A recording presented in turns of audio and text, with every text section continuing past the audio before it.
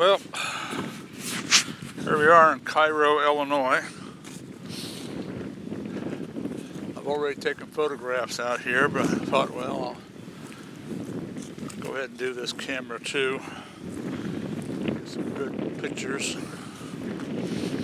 This is the end of the journey. Now I can go home.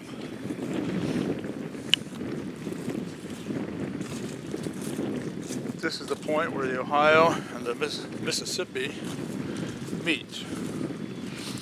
Here at Fort Defiance State Park. There's nothing of the fort left. I'll have to go online and find out some history of Fort Defiance. There's a sign over here I'm going to read because you can't really get a good picture of it.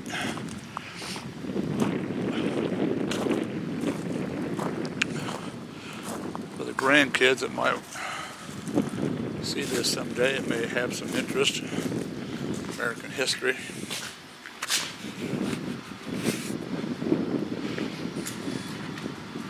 I don't know why they put it someplace where you can see it better.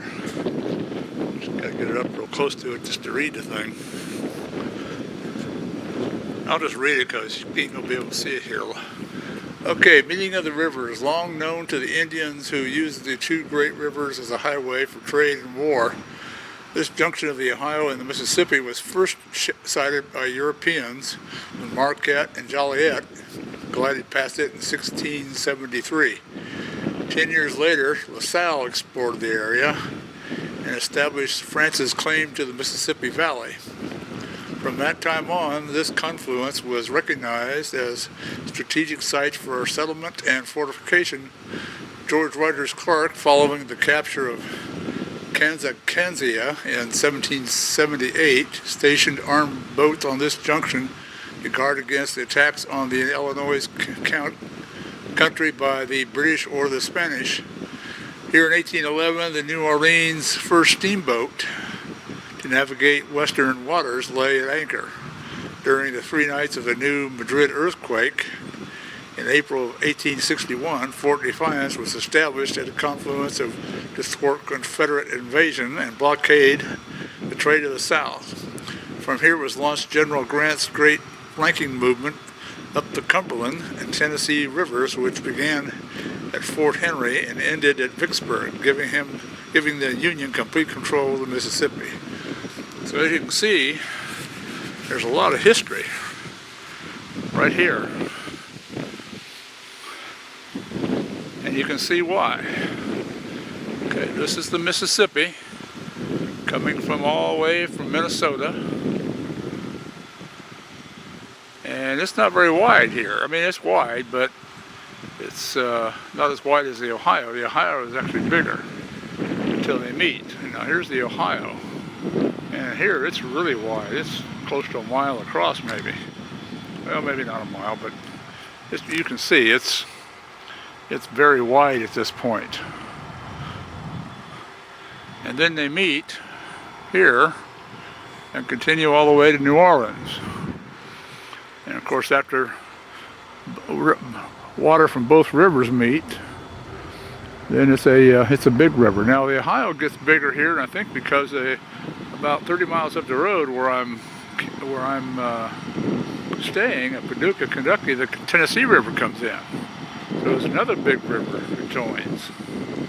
So in this area, there's like 3 major rivers that merge to create the Mississippi River going that way.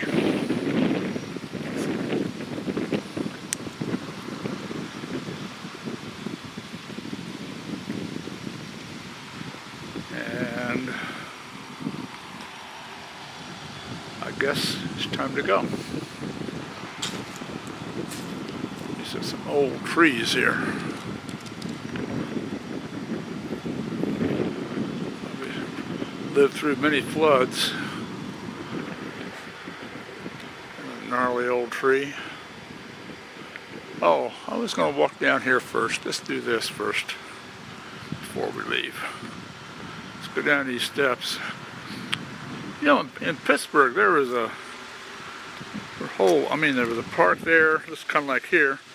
There's a park there, Fort Pitt, and a fountain and all kinds of stuff. Now I realize that this place floods, and so they have trouble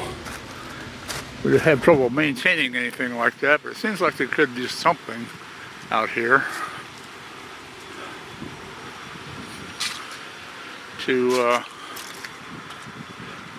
mark this place a little better than what they have. You just got to kind of walk through here, out through the grass and dirt and mud and everything. It hasn't rained for a couple of days, so get out here without getting too stuck in the mud. And there's a walkway down here, and maybe there is something down there, but I can't get down this walkway because it's all torn up, probably from floods. Because it'd be great if I could go down there and stand on the exact spot. Because in Pittsburgh, I was able to stand about 2 feet from where the rivers joined. I could do it here too, but I'd have to go down through all this junk. And I probably wouldn't make it down or back up, either one. So anyway, right there is where the two rivers meet. A little sandbar thingy.